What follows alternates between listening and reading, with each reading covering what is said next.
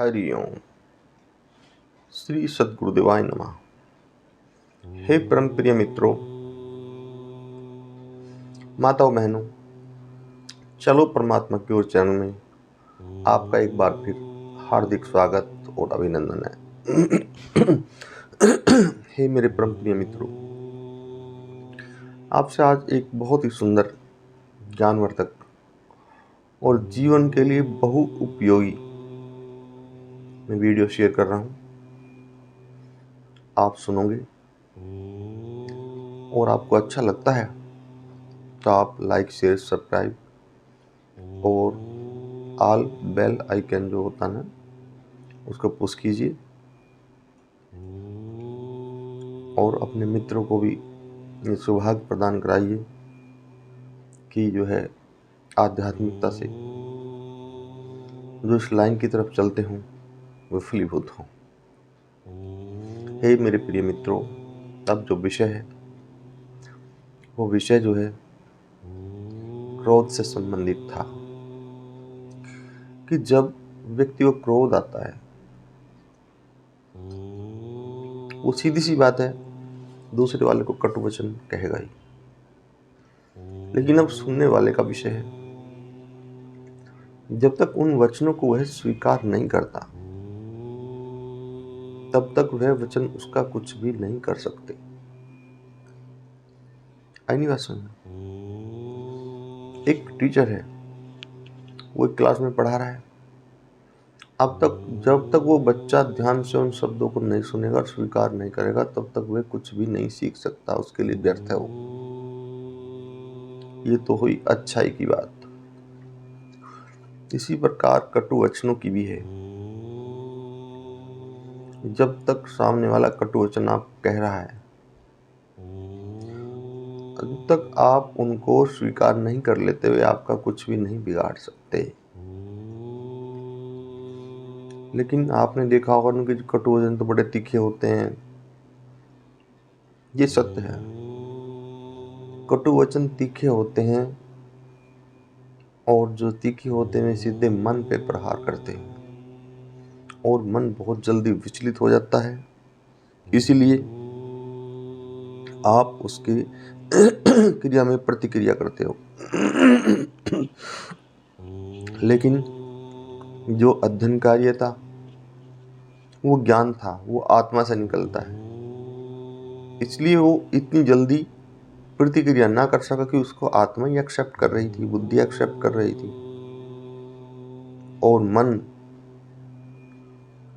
को ये चीज अच्छी लगती नहीं है। मन को तो जितना उल्टा सीधा मामला है, गलत बातें हैं, शोर शराबा है, वही सब अच्छी लगता है। तो हे परम प्रिय मित्रों, बस आपसे यही निवेदन है कि आप जब तक कुछ चीज को स्वीकार नहीं करोगे तब तक वह आपका कुछ नहीं बिगाड़ सकती। कोई सामने वाला कटु वचन कह रहा है, भाई हम तो स्वीकार नहीं करते, आप कह रहे हो, कहते रहो। और अनंत है, वह खुद ही लज्जित होकर चले जाएगा, क्योंकि दिमाग में आएगी कि अरे भाई ये तो स्वीकार ही नहीं कर रहा।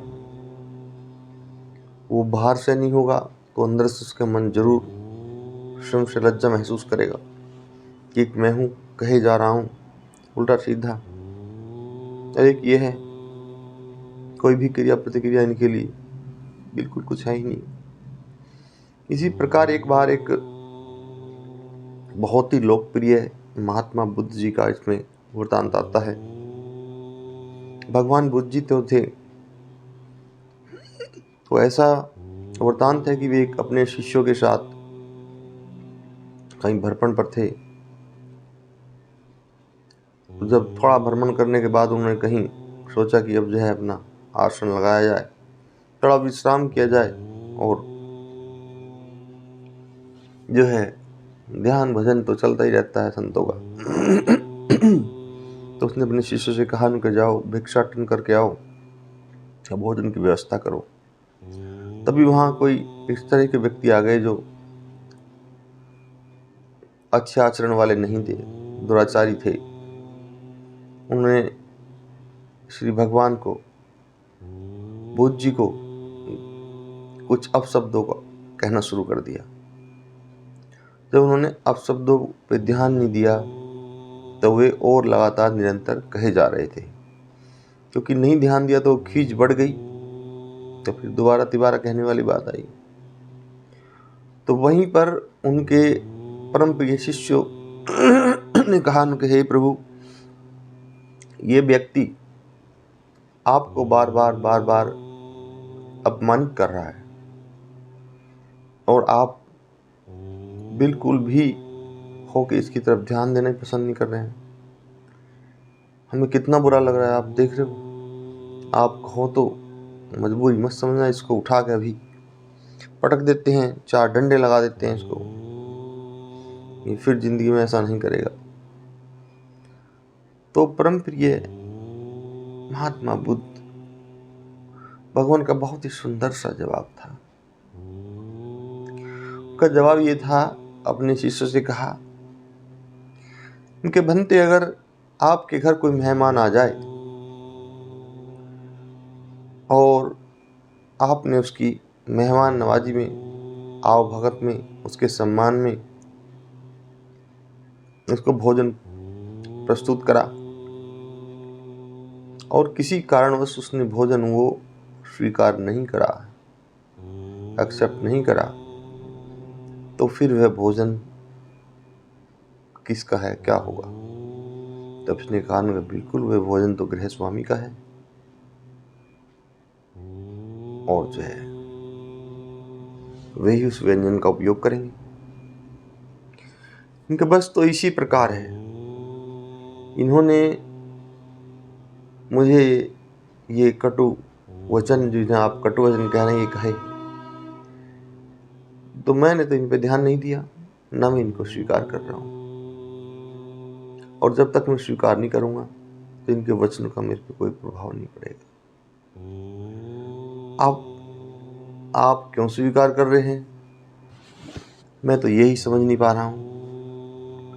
तभी उनके शिष्य जो है नतमस्तक हो गए और बोले, उनके हे प्रभु, आपने हमारे ज्ञान चक्षु खोल दिए हैं। तो इतना ही सुंदर प्रसंग था भगवान बुद्ध जी का। इससे हमें आप सबको प्रेरणा लेनी चाहिए कि कभी भी अनायास की कूड़ा करकट अपने दिमाग में ना भरें। पूरे दिन एक क्रोध ही थोड़ा है, काम, लोभ, मोह जने अनायास कितने कूड़ा करकट चलते रहते हैं। इनको अपने अंदर ना भरें, यही बेहतर है। और एक साफ सुंदर अपना जीवन जिएं और अच्छा ही धारण करें। इसके साथ ही आप सबको करबद्ध प्रणाम।